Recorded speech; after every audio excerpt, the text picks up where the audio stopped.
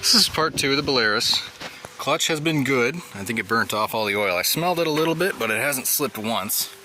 I redid all the electrical because it was just absolutely torn up. So I did a main power switch over there because there used to be a master ground switch, but I don't like using those. So I just put in a power switch coming off the battery, hooked up the alternator to the ammeter, tells you when it's charging, all that. I got a battery voltage gauge that I did, and then a temperature gauge in the oil, because the old oil temp gauge was right here actually, and it didn't work.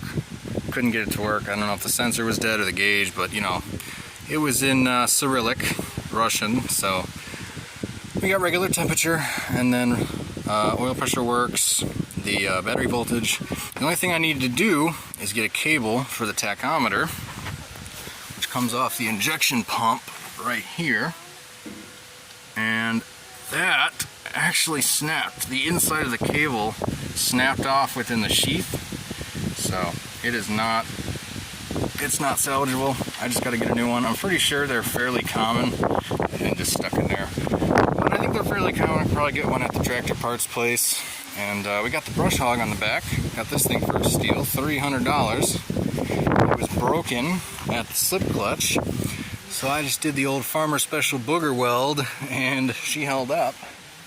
And then just a new sway link there. I need one for the other side, because the other one was a little bit long, because this implement's really small. This is a category 1, I believe, or category 0, and that's a cat 2 3-point.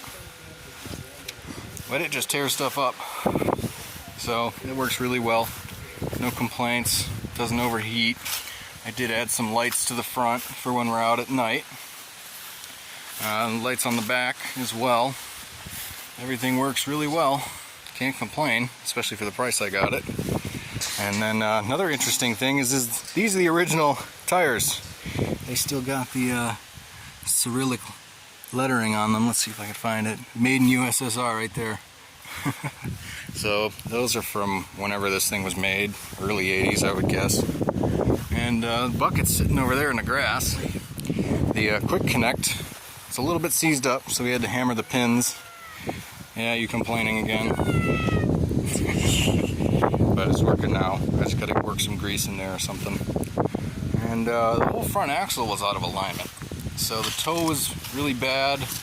And then, if you see, I forget what it is. Caster, I think, is the tilt of that front arm. It was way like that, tilted back. And that pin there is actually what keeps it in place.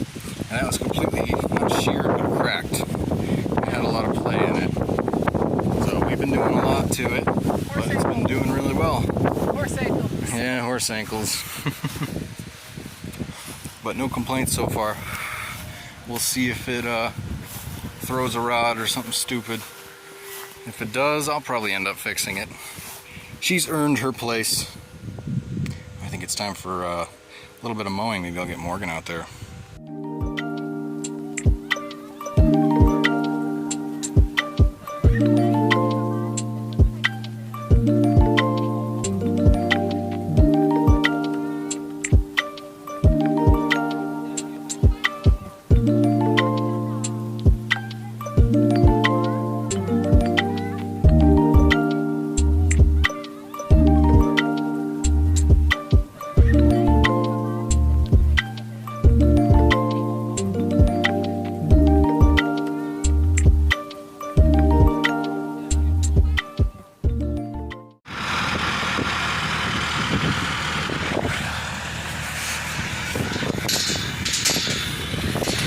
Morgan's over here learning the Belarus.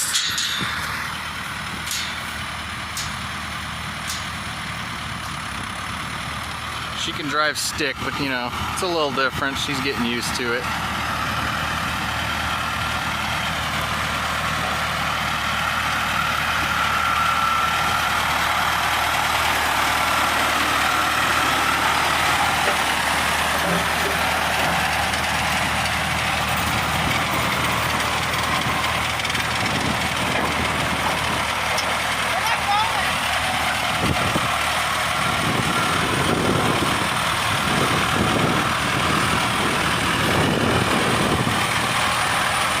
Press the brakes. All right, take it out of gear.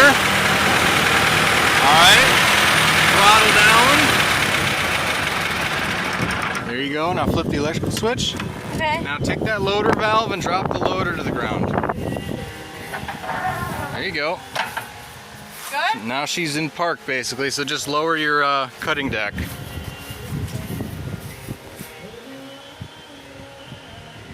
Morgan, what are you trying to do?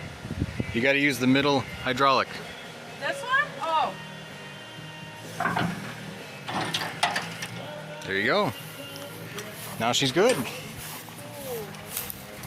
So how's your opinion of the Belarus? Oh, it's okay. It's kind of like the Gravely, but not really. The Gravely was way easier. You didn't like when we went over that little bit of a slope there, no, huh? I did not. She thought we were gonna tip. Yeah, that was really close. I believe this model has a 30-degree tip angle. Really? Yeah, I mean, it's really, these things are really bottom heavy. Like all the weight is down there. You can see the motor sitting below the frame level. You got a massive ass Still. transmission back here, all transaxle. Oh, there's a ladybug in my shirt. I mean, it's easy, It is easy. but it's really weird because it's so big. Yeah. Does it feel big when you're driving it? Yes, feels huge. Wow. It's like you're so high off the ground and you can feel how heavy it is and you can feel how strongly it's turning that.